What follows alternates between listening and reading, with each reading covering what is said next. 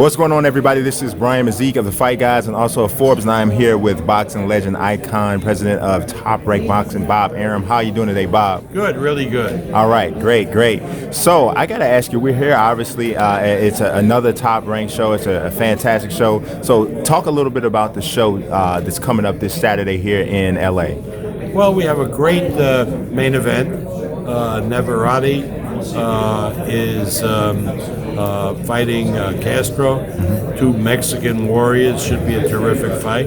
Jesse Magdalena is back in action. But the card is really strong from the top down. Barboza's on the card. He's fighting a tough fight. Mendoza's fighting a tough fight. We have this Russian, Korean kid who's going to be spectacular. And the Kazakhstan boy, Janibek, is in a tough fight. So, people, I know, come for the semi-main event, the main event. I'm trying to encourage people for the same money to come early and see all the great talent on the show. Yeah, like Chris Van Eerden's fighting on the card, of course. Chris, the South African boy. Yeah, who's for sure. Good fighter.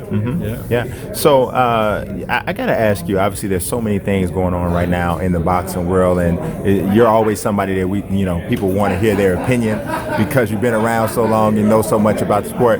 But if you could say, if you were looking back to the sport 20, 25 years ago and looking at the way it functions today, what do you think is like the biggest difference? Well, I think boxing during the 70s and 80s, largely because of Ali and then because of Sugar Ray, became major. People talked about it all the time. It was in the spotlight. It competed very well with other sports like basketball, American football, baseball. There was tremendous interest in boxing. And then for various reasons, the interest fell off after, I guess, in the early 90s. It wasn't as robust. There was Mike Tyson, but one reason for it, I believe, is boxing grew up and was publicized because it was on all the free-to-air television stations, CBS, ABC, NBC, and people on a Saturday or Sunday afternoon where the fights were held would sit and they would watch it, huge audiences and all that. And then the premium television people like HBO and Showtime came in, and they offered triple, quadruple the money for the same fights, and you could put them on in prime time. And of course, the market being the market, you went for that. And that, in effect, drove the networks, free-to-air networks, out of the business because they couldn't compete for the same matches. And we grew fat and happy, and the fighters did on the extra money. But they were limited audiences, HBO reached 30 million people, Showtime 15 million, small compared to over the air. And therefore, the generation growing up in that period wasn't into boxing to the same way as the generation before. Now, with ESPN back in the picture, with essentially free television, you can watch events with Fox Television, which does the BBC fights. Now it's being made more available to the public without cost, and hopefully that will build the audience of the future. Right, definitely. I see that. I grew up watching it on CBS. Right. I saw all kinds of great fights on CBS. Most of them I promoted. Right. Don King promoted a lot of the ABC ones. Yeah, CBS. I remember I watched. Unfortunately, I remember one of the ones stick out is Mancini Duke. I did that fight. Yeah, that sticks out though. But I remember it's one of the first fights I saw. But the fighter, you've worked with so many fighters at different stages of their career, right? is there someone who you'll always remember like fondly? Maybe you don't work with them anymore. Maybe you're still working with them now.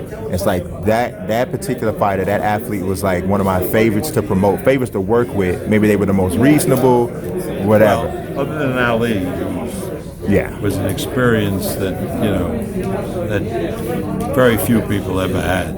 Worked closely with him. A marvelous person. I learned a lot from him. The fighter that I most really was happy about promoting and I worked best with was Marvelous Marvin Hagler. The most loyal, disciplined. He didn't have the greatest personality in the world.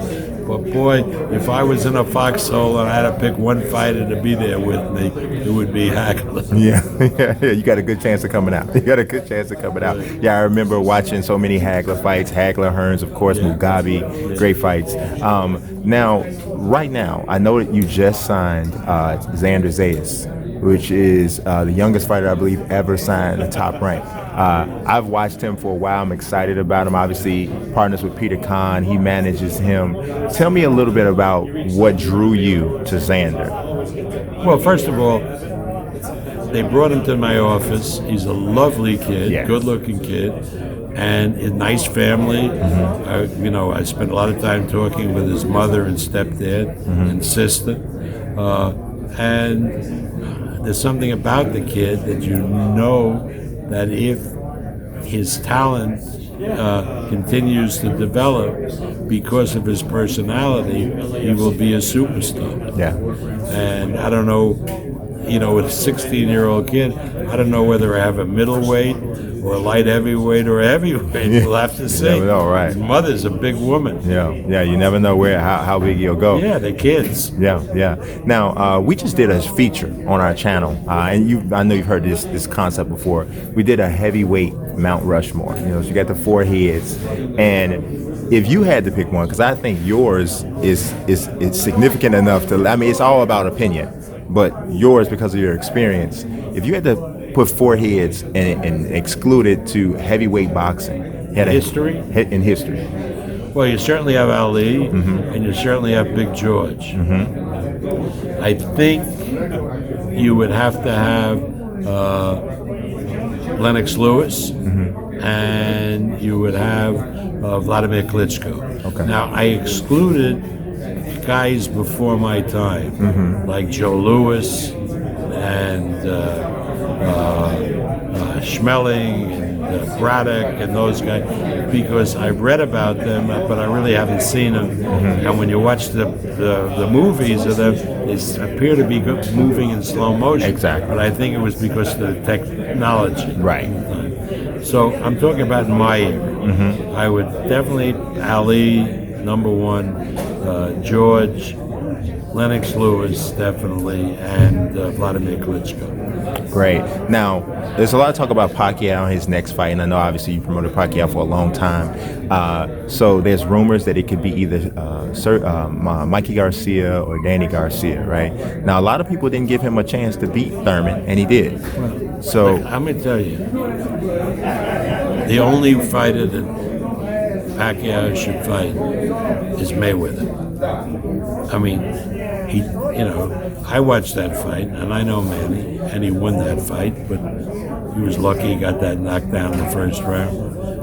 But he took an awful lot of punches, and he's over 40, and that's very dangerous. And if he wants to be the president of his country, the only fight that he should do is a rematch with Mayweather. And if that doesn't come to fruition, he should hang up the gloves. That's my opinion. Yeah. Manny's going to make his own choice. Right. I appreciate your time, Bob. It was an honor getting an opportunity to speak to you. Thank you very much. My pleasure.